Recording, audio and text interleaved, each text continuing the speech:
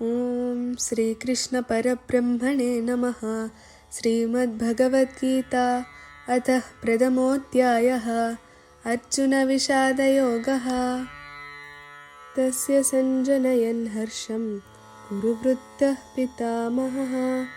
సింహనాదం వినద్యోచ్చైః శంఖం దద్మో ప్రతాపవాన్. ఈ శ్లోకం దుర్యోధనుడి మాటలు ముగిసిన తర్వాత కురు సైన్యంలో జరిగిన ఒక ముఖ్య సంఘటన గురించి వివరిస్తుంది.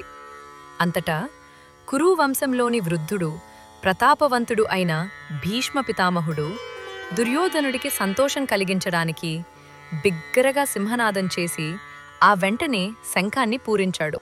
దుర్యోధనుడు తన సైన్యంపై వ్యక్తం చేసిన నమ్మకానికి బలం చేకూర్చుతూ మరియు యుద్ధానికి సంకేతమిస్తూ భీష్ముడు తన శంఖాన్ని పూరించాడు.